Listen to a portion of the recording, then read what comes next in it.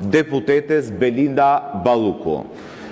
Në përputhje me afatet e përcaktuar nga rregulloria e kuvendit, antarët e Këshillit, duke qenë se ju s'kishit ende një qëndrim në atë mbledhje dhe su kuptua çfarë thatë, 5 antarët e Këshillit që kishin qartë përgjegjësinë dhe detyrën e tyre kanë dorëzuar raportin për seancën plenare. Sipas rregullores, konkretisht pikës 3 të neni 118 të rregullores kuvendit, ju, zoti kryetar, jeni detyruar ta përfshini raportin si pjesë të seancës më të parë të kuvendit të Shqipërisë pas dorëzimit të raportit. Raporti është dorëzuar të hënën dhe seanca më e parë që përcakton rregulloria e kuvendit është seanca e sotme. Në rendin e ditës që ju keni sapo lexuat dhe i keni paraqitur deputetëve të martën, nuk është përfshirë shqyrtimi i kësaj kërkese, e cila ka natyrë urgjente, po ju po e çoni drejt, pra dhe një javë ka mbetur që kërkesa praktikisht konsiderohet e rrëzuar për shkak të mosmarrjes në shqyrtim, sepse po e çoni, e keni çuar në limitet 3 mujore të shqyrtimit së kësaj kërkese, në kundërshtim flagrant me çdo praktikë parlamentare të ndjekur deri më sot nga ky kuvend. Zoti kryetar, ju e zvarritët këtë procedurë përmes mos mbledhjes së Këshillit për gati 2 muaj, duke penguar funksionimin normal përputhje me rregulloren dhe kushtetutën të organeve të kuvendit. Tani po zvarrisni përfshirjen e kësaj çështje në rend të ditës. Nëse do merrni tani mikrofonin, do më thoni Ulsiu vazhdon të jetë akoma në bibliotekë, edhe nuk e ka përfunduar raportin, ky është problemi i Ulsiut, jo i kuvendit.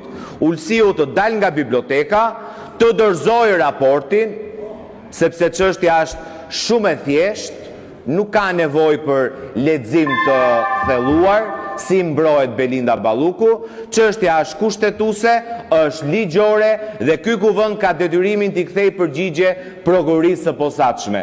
Kanë 3 muaj që po pengohen hetimet sepse prokuroria pret përgjigje nga kuvendi. Jepni një përgjigje. Thoni duam ta mbrojmë korrupsionin, nëse keni vendosur ta mbroni korrupsionin, por ktheni përgjigje. Prandaj kërkesa ime është procedurale, ndryshimi. Faleminderit, zoti Balla, keni kërkuar fjalën për procedurë.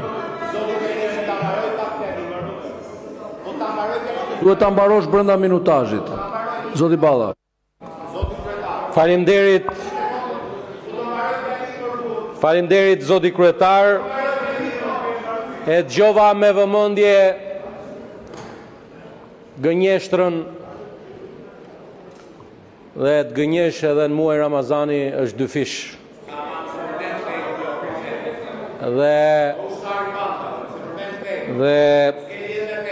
Dhe se sa kam lidhje unë me besimin, i vetmi njeri në këtë sallë që s'ke asnjë lidhje jeti, as me besimin, as me vlerat të tjera morale dhe familjare. Mungesa e vlerave morale dhe familjare janë tepër të rëndësishme për t'u konsideruar për çdo person. Sa i përket gënjeshtrave që u hodhën në këtë sallë, qëndrimi ynë ka qenë i qartë. Ju lutem lejoni kolegun të mbaroj fjalën. E Këshillit të mandateve në emër të 5 deputetëve antar të Këshillit mandateve përfaqësues të Partisë Socialiste e kemi bërë qartë qëndrimin ton dhe po ashtu në përfundim të mbledhjes kemi komunikuar se si e sqaron rregulloria e kuvendit këtë akt procedural të kuvendit të Shqipërisë. Në Këshillin e mandateve ka pasur 2 mendime dhe 2 qëndrime dhe kjo është e qartë në proceduralin e asaj mbledhje. Dhe në rregulloren e kuvendit në nenin 118.3 thuhet qartë se në përfundim të shqyrtimit Këshilli brenda 2 javëve harton një raport. Jemi brenda kohës që na lejon rregulloria. Ky grup parlamentar është një grup parlamentar serios, i cili nuk i merr vendimet kryetari i grupit apo kryetari i kuvendit apo kryetari i komisionit ligjeve, por në këtë parti merren vendimet kolegjiale në grupin ton parlamentar. Kështu që në këtë këndvështrim më datë 23